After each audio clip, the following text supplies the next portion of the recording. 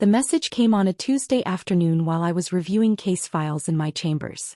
My phone buzzed with that particular pattern I'd learned to associate with family drama. 3 rapid vibrations, always from my sister Claire. Don't come to the rehearsal dinner Friday. Jason's dad is a federal judge. We can't have you embarrassing us in front of his family. This is important. Please just stay away. I read it twice. Set my phone down. Went back to the appellate brief in front of me. My clerk, Marcus, knocked softly. Judge Rivera? The Henderson oral arguments are scheduled for 2 o'clock. Do you need anything before we head to the courtroom? I'm fine, Marcus. Thank you. He hesitated. You okay? You look. Just family stuff. Nothing that matters.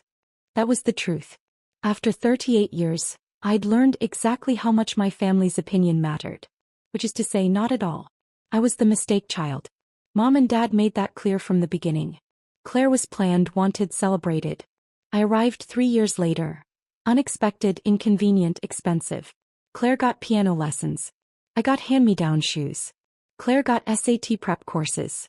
I got a library card and told to figure it out. Claire went to State University with a full ride from Mom and Dad. I worked 3 jobs to put myself through community college, then transferred to State on academic scholarship. You've always been so independent, Mom would say, like it was a personality trait instead of necessity. When I got into law school, Dad's response was, "How are you going to pay for that?" "Loans and scholarships," I said. Sounds irresponsible. Claire graduated with a marketing degree and moved back home. Got a job at a local boutique making $30,000 a year. Mom and Dad were so proud. I graduated law school with honors, clerked for an appellate judge, then for a federal circuit judge. Worked as a public defender for 6 years. Applied for a federal judgeship at 35.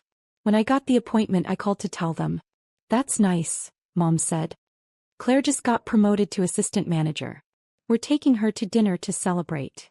I wasn't invited. The thing about being a federal judge is that people assume you're wealthy. Or that you came from money. Or that someone handed you the position. The truth is messy. I spent 6 years defending people who couldn't afford lawyers. I learned to see past the charges to the humans underneath. I built a reputation for fairness, for thorough research, for asking the hard questions that other attorneys missed. When Judge Patricia Harrison, 9th Circuit Court of Appeals, needed a clerk, I applied. She hired me based on my trial record and my written opinions in mock court during law school. I spent 3 years learning from one of the sharpest legal minds in the country. Judge Harrison became my mentor. My reference. My advocate. When a district court position opened, she called me into her office. "You should apply," she said. "I'm 35. And brilliant. And fair. And exactly what the bench needs." I applied. 6 months later I was confirmed. Judge Elena Rivera, United States District Court, Central District of California. My family's response? "Dad, so you're a judge now? Does that mean you make decent money?" "Mom, that's a lot of responsibility. Are you sure you can handle it?" "Claire, cool. Can you get me out of a speeding ticket?" I stopped talking to them about work after that. Claire had always needed validation. In high school she dated the quarterback. In college she joined the most popular sorority. After graduation she dated men based on their job titles and family connections. When she met Jason Montgomery at a charity event, she called me for the first time in 8 months. "I met someone," she said. "He's a lawyer. His dad is a federal judge." "That's nice," I said, the same tone Mom had used with me. "His family is incredible. Old money. Connected. His dad knows governors and senators." "Sounds impressive. We're getting serious. I think he might propose." He did. 3 months later, Claire sent a group text with a photo of a massive diamond ring. Mom's response, "We're so proud of you." Dad's response, "That's my girl." My response, "Congratulations." I didn't hear from any of them for another 4 months. The wedding became Claire's entire personality. Every conversation, every text, every family gathering revolved around floral arrangements and seating charts and whether the bridesmaids should wear blush or champagne. I was named a bridesmaid by default. Family obligation, not affection. The first dress fitting was a nightmare. "You've gained weight," Claire said, eyeing me critically. "The dress is going to need major alterations." I hadn't gained weight. I'd gained muscle from finally having time to go to the gym regularly. I'll handle it, I said. Maybe go on a diet before the wedding? I want everyone to look perfect. Mom jumped in. Claire's right. This is her special day. We all need to look our best. I ordered the dress in my actual size and said nothing. The rehearsal dinner became Claire's obsession 3 months before the wedding. Jason's parents are hosting, she announced at a family lunch I'd made the mistake of attending. At Rosewood Manor. It's 5-star. His dad invited some very important people. Sounds lovely, I said. Claire turned to me. You'll need to be on your best behavior. Jason's dad is a federal judge. He works with powerful people. Senators. Attorneys. This isn't like our usual family dinners. I understand how to behave at a formal dinner. Do you though? Claire's eyes narrowed. As you tend to be awkward, quiet. You never know what to talk about with successful people. Mom nodded. Claire has a point. Maybe just smile and don't volunteer too much conversation. I took a sip of water. Counted to 10. Said nothing. The Tuesday before the Friday rehearsal dinner, Claire's text arrived. Don't come to the rehearsal dinner Friday. Jason's dad is a federal judge. We can't have you embarrassing us in front of his family. This is important. Please just stay away. I stared at it for a long moment. Then a second text. Mom and Dad agree. You can come to the wedding, but the rehearsal dinner is for important guests only. A third text. Don't make this a big thing. Just stay home. I took a screenshot. Saved it to a folder I'd been keeping for years. Evidence of exactly who my family was. Then I texted back. Understood. Claire's response was immediate. Thank you for understanding. See you at the wedding. I set my phone down and went back to work. Judge Patricia Harrison had been my mentor for 12 years. After I finished clerking for her, we stayed in touch. Monthly lunches. Occasional phone calls. She'd become more of a mother figure than my actual mother ever was. That Wednesday we had lunch at a quiet bistro near the courthouse. You look troubled, Patricia said, cutting into her salmon. Family stuff. The sister getting married? I'd mentioned it once months ago. Patricia remembered everything. Her fiancé is Jason Montgomery. Patricia's fork paused halfway to her mouth. Robert's son. You know Judge Harrison? I asked, though of course she did. Federal judges in California knew each other. Robert and I served together on the Ninth Circuit before he took senior status. Good man. Brilliant legal mind. She set her fork down. Does your family know you're a judge? They know. They don't care. And Jason. I've never met him. Claire doesn't exactly include me in her life. Patricia's expression shifted to something between amusement and outrage. So Robert has no idea his son is marrying your sister. Apparently not. And your sister just uninvited you to the rehearsal dinner because?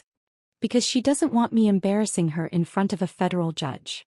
Patricia started laughing.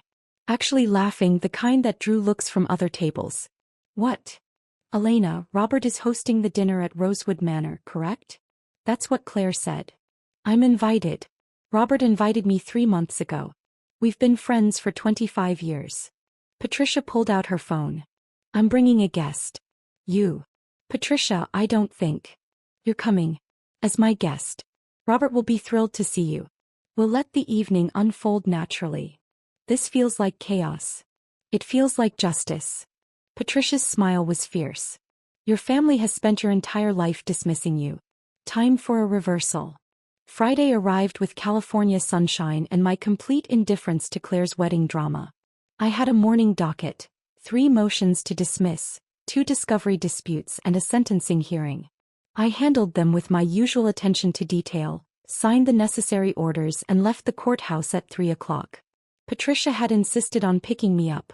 Arrive together, she'd said. Make an entrance. I wore a navy dress. Simple, elegant, appropriate for a formal dinner. My hair in a low bun. Minimal jewelry except for the pearl earrings Patricia had given me when I was appointed to the bench. Patricia arrived at 6:15 in a black car service vehicle. You look perfect, she said as I slid into the back seat. Ready for this? I'm ready to watch my sister's face when Judge Harrison recognizes me. Robert is going to love this. He hates pretension. Always has. The drive to Rosewood Manor took 20 minutes. The restaurant was exactly as pretentious as I'd imagined. Stone facade, valet parking, a doorman in a literal top hat. "Here we go," Patricia said as we stepped out. Rosewood Manor's private dining room was stunning. Crystal chandeliers, floor-to-ceiling windows overlooking a garden, tables set with china that probably cost more than my first car. I spotted my family immediately. Mom and Dad at the head table dressed like they were meeting royalty. Claire in a white cocktail dress, laughing too loudly at something Jason's mother said. Jason himself, tall, handsome, every bit the successful attorney Claire had described. And at the center of it all, Judge Robert Harrison. 72 years old. Silver hair. Sharp eyes. Senior status on the Ninth Circuit Court of Appeals. One of the most respected legal minds in California. Patricia and I paused at the entrance. Claire saw me first. Her face went from laughing to confused to absolutely horrified in under 3 seconds. She stood so quickly her chair scraped against the floor. "What are you doing here?" The room went quiet. "I'm Judge Harrison's guest," Patricia said smoothly before I could respond. Robert Harrison turned. His face lit up. "Patricia. There you are." Then his eyes landed on me and he froze. Complete stillness. "Judge Rivera?" The room went silent. Not quiet. Silent. The kind of silence where you can hear crystal glasses trembling on tables. "Judge Harrison," I said calmly. "It's good to see you." Robert crossed the room in 4 long strides. "Elena. My God. What are you doing here?" "Patricia invited me. But I didn't know you." He looked around confused. Then his eyes landed on Claire. On Jason. Back to me. "Wait. Are you related to?" "Claire is my sister." I watched him process this. Watched the connections form in his brilliant legal mind. "Your sister is marrying my son." "Apparently so." Claire made a sound, half gasp, half choke. Jason stood. "Dad, you know her?" Robert's expression was pure confusion. "Know her?" "Jason, Judge Rivera clerked for me 15 years ago on the Ninth Circuit. She's one of the finest legal minds I've ever worked with." He turned back to me.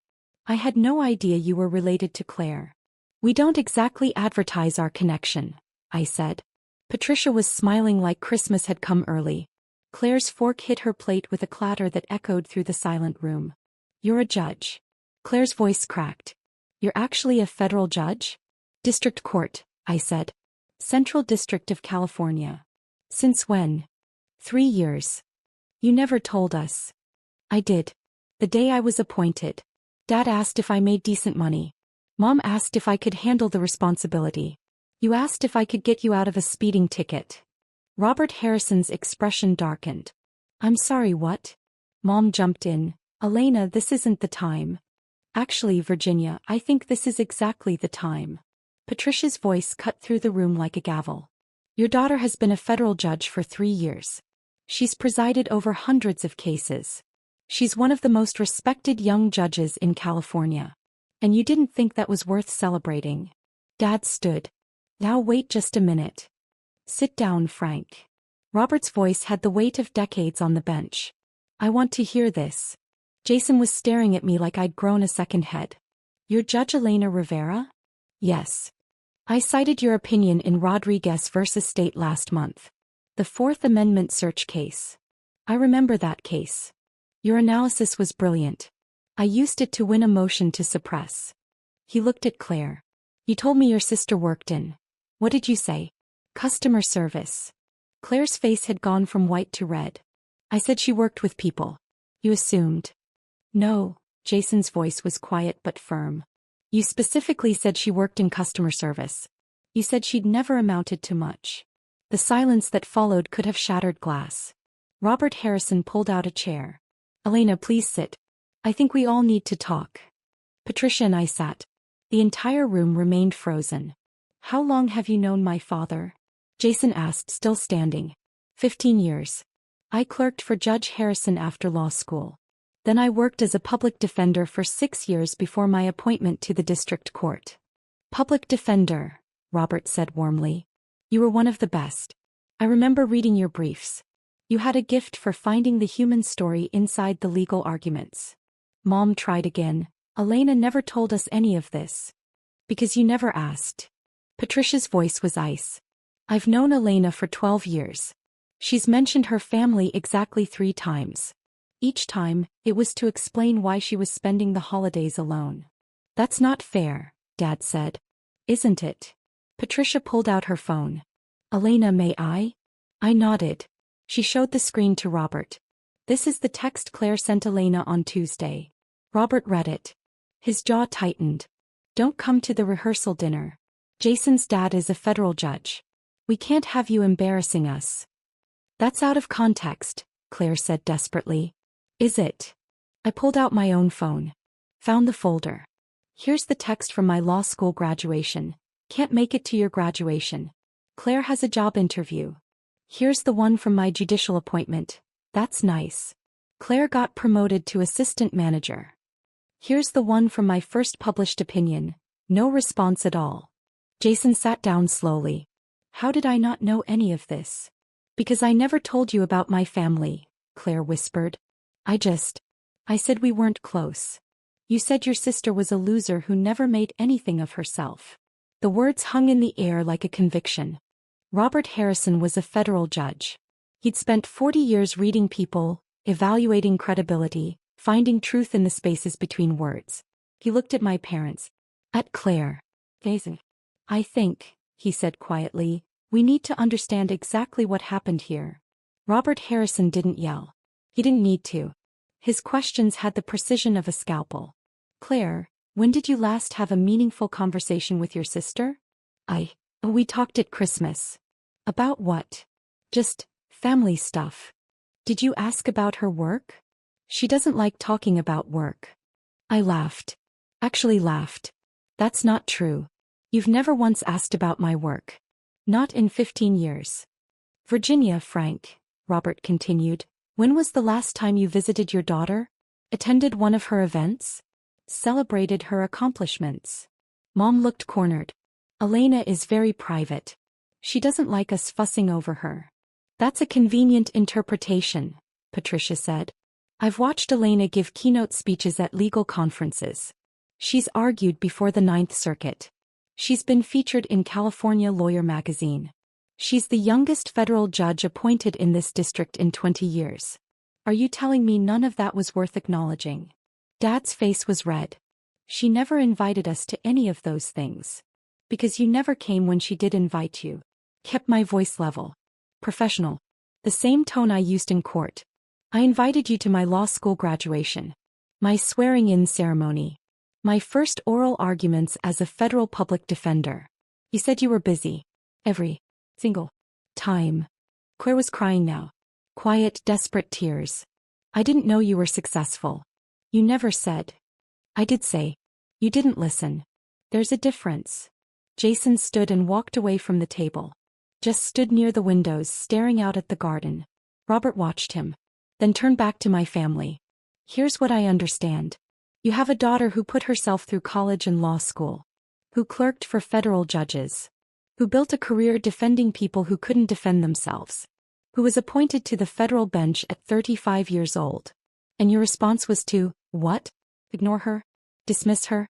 Uninvite her to family events because she might embarrass you. We didn't uninvite her to family events, Dad protested weakly. I pulled up another text. Read it aloud. This is from last Thanksgiving. We're having dinner at Claire's new apartment. Small gathering. Just us and Jason's family. Maybe skip this one. I skipped it. Spent Thanksgiving reviewing case files and eating takeout. Patricia's hand found mine under the table. Squeezed. And the truly remarkable part, Robert said, his voice dropping to something cold and judicial, is that you texted her on Tuesday and told her not to come tonight because you were afraid she'd embarrass you. In front of me.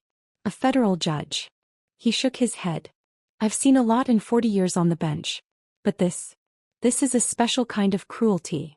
Jason came back to the table. Sat down next to me, not next to Claire. Judge Rivera, he said formally. I need to apologize. You didn't do anything wrong. I believed what I was told about you. I never questioned it. That's on me. He looked at Claire. We need to talk. Later. Privately. Claire's mascara was running. Jason, please. Later. His voice was final. He turned back to me. I read your opinion in Martinez versus County of Los Angeles. The one about qualified immunity for police officers.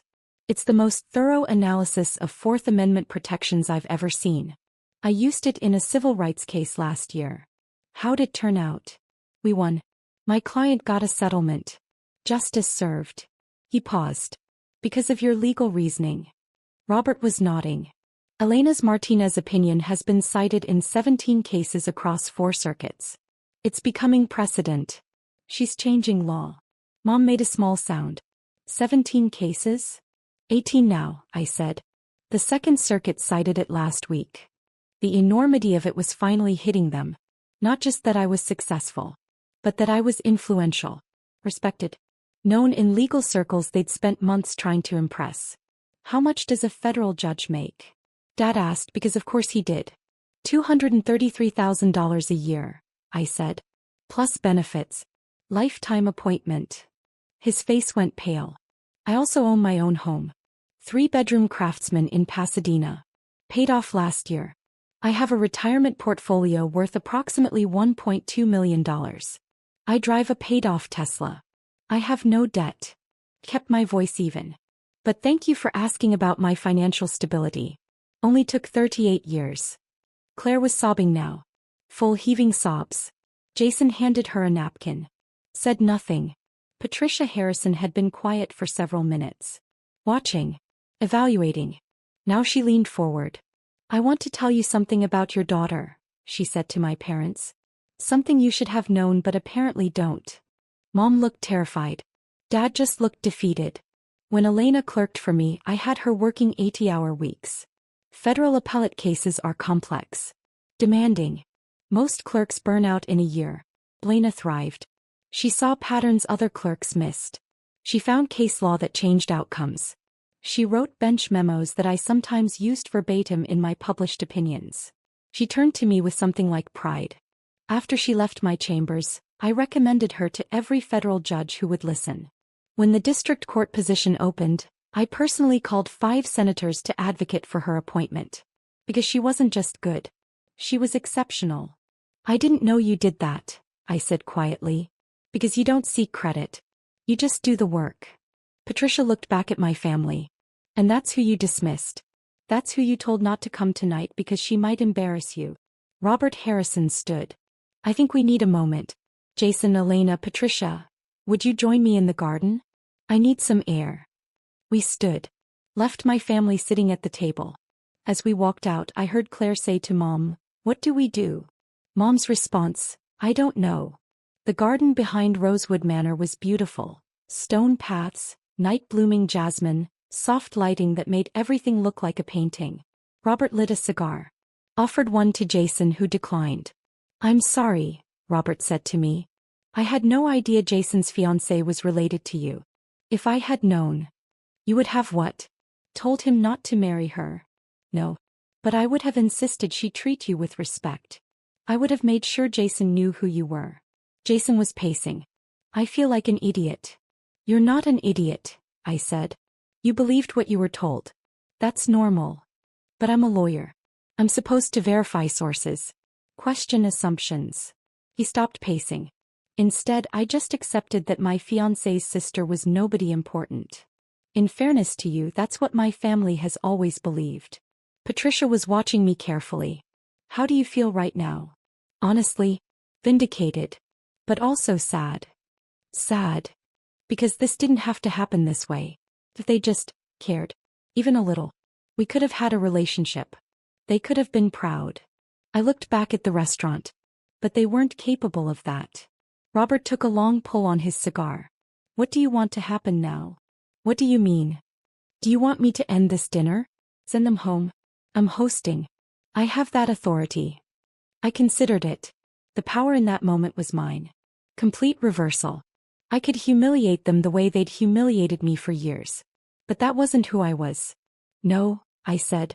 "Let dinner continue. But I'm not sitting at their table." "Done. You'll sit with Patricia and me. We'll have our own conversation. They can watch what it looks like when people actually value you." Jason looked at me. "Can I ask you something?" "Of course. Do you want me to call off the wedding?" I blinked. What? Because if this is who Claire is, if this is how she treats family, I need to reconsider everything. Jason, that's between you and her. Not my decision. But you're her sister. In biology only. We don't have a relationship. Haven't for years. So whatever you decide it based on who she is to you. Not who she is to me. He nodded slowly. That's fair. But I need to think. Robert clapped his son on the shoulder. Take the time you need. Marriage is a lifetime commitment. Make sure you're committing to the right person. We returned to the dining room. The seating arrangement had quietly shifted. Patricia, Robert, and I sat at one table. Jason joined us after a moment's hesitation. My family remained at their original table. Claire, Mom, Dad, and Jason's mother, who looked thoroughly confused by everything happening. The first course arrived. Lobster bisque. Robert raised his glass. A toast. To Elena Rivera. One of the finest jurists I've had the privilege of working with. And to unexpected reunions. To Elena, Patricia echoed. We drank. Across the room my family sat in silence. The dinner continued. Robert told stories about cases we'd worked on together. Patricia shared memories from my clerkship. Late nights in chambers, arguments about constitutional interpretation, the time I found a Supreme Court precedent that completely changed our analysis. She was relentless, Patricia said fondly. I'd think we'd settled on an opinion, and Elena would come back with a case from 1952 that nobody had cited in 70 years but was directly on point. That's good lawyering, Jason said. He'd been quiet through most of the meal. That's brilliant lawyering, Robert corrected. Most clerks can find recent cases. Finding the overlooked precedents that change outcomes? That's art. I felt myself relaxing. This was my world. These were my people. Not the family that shared my blood, but the family I'd built through work and respect and shared values. The main course arrived. Filet mignon. Claire appeared at our table. Eyes red. Voice shaking. Can I talk to you? I looked up. We're in the middle of dinner. Please. Just 5 minutes. Robert stood. We'll give you privacy. Elena, if you want us to stay. It's fine. 5 minutes. They moved to the bar area. Claire sat in Patricia's vacated chair. I'm sorry, she said immediately. For which part? All of it. I didn't know you were a judge. I should have known. I should have asked. I should have cared. Yes. You should have. Can we fix this? I looked at my sister, really looked at her. Saw the designer dress, the expensive highlights, the ring that probably cost more than my first year of law school. I don't know, I said honestly. This wasn't one moment, Claire. This was 38 years of being invisible to you. Of being the embarrassment. The disappointment. The sister you hid from your successful fiancé. I didn't hide you. You told Jason I worked in customer service. You uninvited me to your rehearsal dinner because you thought I'd embarrass you. In front of a man who has known me and respected me for 15 years. Kept my voice level. That's not a misunderstanding. That's a choice. Years of choices. I want to fix it. Why? Because you're embarrassed? Because Jason's father thinks you're cruel? Or because you actually regret how you treated me? She opened her mouth. Closed it. Started crying again. That's what I thought, I said quietly. Jason returned to the table before Claire could respond. He'd been at the bar with his mother, their conversation looking tense. Claire, we need to go, he said. But the dinner is over. For us. He looked at me. Judge Rivera, I'm sorry for how this evening went. You deserved better. Thank you. He turned to Claire. Let's go. We need to talk. They left. Claire's eyes pleading with me one last time before Jason guided her toward the exit. My parents remained at their table looking small and uncertain. Robert, Patricia, and I finished our meal. Talked about cases. Gossiped about other judges. Discussed the upcoming bar conference. At 10 o'clock Robert called for the check. Elena, Patricia, thank you for being here tonight. This wasn't the evening I planned, but I'm glad the truth came out. Me too, I said. As we stood to leave, Dad approached. Can we talk? Tomorrow maybe. I don't think so. Elena, please. We're family. No, I said. You're people I'm related to. Family is people who show up. Who celebrate your successes. who value you. I gestured to Patricia and Robert. That's family. Mom joined Dad. We want to make this right. You've had 38 years to make it right. You chose not to. I picked up my purse. I'm not angry. I'm just done. You can't mean that. I'm a federal judge. I mean everything I say. It's kind of the job. I walked out with Patricia and Robert. Left my parents standing in that beautiful dining room, finally understanding what they'd lost. The weekend following the rehearsal dinner was quiet. No calls from my family. No texts from Claire. Just silence. Monday morning I was back in chambers. Marcus brought me coffee and a concerned look. You okay? You seem lighter somehow. Family stuff resolved itself. Good resolved or bad resolved? Truthful resolved. Which is the same as good. That afternoon Jason Montgomery called my clerk to schedule a meeting. Personal or professional? I asked Marcus. He said professional. He has a case he wants to discuss. Pro bono civil rights matter. Put him on my calendar. Jason arrived Tuesday at 2 o'clock. Professional attire. Briefcase. No mention of Claire or the dinner. Judge Rivera, thank you for seeing me. What can I do for you? I'm representing a client who was wrongfully arrested. Fourth Amendment violation. I'm hoping to get before you for a motion to suppress. Has it been assigned to my court? Not yet. Random assignment. But I wanted to talk to you about the legal theory either way. We spent an hour discussing constitutional law. Jason was sharp. Prepared. Asked good questions. As he packed up to leave he paused. Can I ask a personal question? You can ask. Did you know who I was when we met Friday night? No. Patricia told me the day before. I'd never met you. But you came anyway. Patricia invited me. And I wanted to see the look on Claire's face when she realized who I was. He smiled. A real smile. Was it worth it? Completely. For what it's worth, I broke off the engagement. I sat back. Because of Friday? Because of what Friday revealed. Claire didn't just dismiss you. She built her entire identity around appearing successful while putting you down. That's not someone I want to marry. He closed his briefcase. My father was right. Marriage is a lifetime. I need someone who values people. Not status. I'm sorry. Don't be. You saved me from a mistake. He headed for the door. Turn back. I'd like to stay in touch. If that's appropriate. As colleagues. I'd like that. After he left, Patricia called. I heard Jason called off the engagement. News travels fast. Robert told me this morning. Claire called him crying. Begged him to talk to Jason. What did Robert say? That his son makes his own decisions. And that Claire had shown him exactly who she was. I leaned back in my chair. Looked at the framed photo on my desk. Patricia and me at my swearing-in ceremony. The family that mattered. How do you feel? Patricia asked. Free. 3 weeks after the dinner, Claire showed up at the courthouse. Security called my chambers. Judge Rivera, you have a visitor. Claire Rivera. Says she's your sister. Send her away. She's insisting it's important. I sighed. 10 minutes. Conference room B. Claire looked terrible. No makeup. Jeans and a sweatshirt. Hair in a messy ponytail. Thank you for seeing me, she said. You have 10 minutes. Jason won't return my calls. His dad won't help. Mom and Dad are devastated. Everything's falling apart. And you want me to fix it? I want you to tell me how to fix it. I leaned back in my chair. You can't. Jason made his choice. Based on who you showed him you are. That's not fixable with an apology. But you could talk to him. Tell him I've changed. Have you? She blinked. What?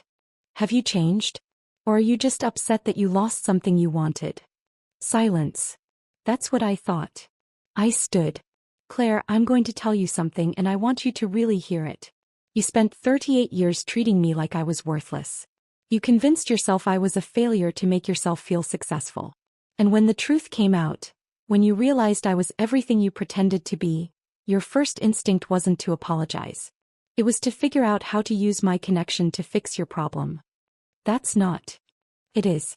Even now. You're not here because you're sorry. You're here because you want something from me. Her face crumpled. I don't know how to be different. Then figure it out. but do it away from me. I called security. Had them escort her out. That was the last time I saw Claire. 6 months later, Mom sent an email. Subject: Can we talk? I deleted it. A month after that, Dad sent a letter to my chambers. Marcus handed it to me with a questioning look. Family drama, I said. The letter was 3 pages. Apologizing. Explaining. Asking for another chance. I filed it. Didn't respond. 3 months after that, Claire sent a wedding invitation. Not to Jason, she'd apparently moved on. Some guy named Brad who worked in finance. I didn't RSVP. Patricia asked me about it over lunch. Do you ever regret cutting them off? No. They had 38 years to be my family. They chose not to. I'm not obligated to give them a 39th. No regrets about Jason? Jason made the right call. He deserves someone better than Claire. He's dating someone from his firm. Another civil rights attorney. Seems happy. Good for him. Patricia studied me. You really are okay with all this? I am. As I learned something important. Family isn't biology. It's choice. You choose me. Robert chooses me. My colleagues, my clerks, the attorneys I mentor. They choose me. That's enough. More than enough, Patricia said. That's everything. 2 years after the rehearsal dinner that ended everything, I was nominated for the Ninth Circuit Court of Appeals. Patricia called me screaming. Actual screaming. You're going to the appellate court. If I'm confirmed, you'll be confirmed. Robert and I will make sure of it. The confirmation process took 8 months. Hearings. Background checks. Testimony from colleagues. Robert Harrison testified on my behalf. So did Patricia. So did Jason Montgomery, who'd become a close colleague and friend. Judge Rivera represents the best of the federal judiciary, Robert told the Senate committee. She's fair, thorough, brilliant. And she understands that justice isn't just about law, it's about humanity. I was confirmed 92-8. At 40 years old, I became one of the youngest judges ever appointed to the Ninth Circuit Court of Appeals. The swearing-in ceremony was packed. Colleagues, attorneys, law students, people I'd mentored and worked with. Patricia stood beside me. Robert administered the oath. In the back of the room I saw a familiar face. Claire. She'd somehow found out about the ceremony. After I took the oath, after the applause died down, she approached. Congratulations, she said. Thank you. I'm proud of you. I looked at my sister. Really looked at her. Saw someone I used to know. Used to be related to. Used to hope would love me. I appreciate that, I said. But it doesn't change anything. I know. I just wanted you to know. She left. I watched her go. Patricia appeared at my elbow. You okay? Perfect. She came. She did. Doesn't matter anymore. And it didn't. Because I was surrounded by people who'd chosen me. Who'd celebrated every step of my career. Who'd believed in me when I was a clerk, a public defender, a district judge, and now an appellate judge. That night, Robert hosted a dinner. Small. Intimate. Just the people who mattered. Jason was there with his girlfriend Sarah, who'd argued before me twice and won both times. Patricia. Marcus, my loyal clerk. 3 other federal judges I'd worked with over the years. We toasted. Told stories. Laughed about cases and conference arguments and the time I'd accidentally called a senior judge by the wrong name in oral arguments. At the end of the night, Robert raised his glass one more time. To Elena Rivera. Who proved that family isn't about blood. It's about who shows up. Who believes. Who stays. To Elena, they all echoed. I looked around the table. At the faces of people who valued me. Respected me. Loved me. This was family. This was everything. And my sister, sitting somewhere alone realizing what she'd lost, would never understand that the moment she dreaded most, the moment she tried to prevent by uninviting me to her rehearsal dinner, was the moment I'd finally been set free. Free to find the family I deserved. Free to build the life I'd earned. Free to be exactly who I was always meant to be. A federal judge. A mentor. A friend. Someone who mattered. Not because my family finally recognized it, but because I'd built a life where recognition came from people who actually knew how to give it.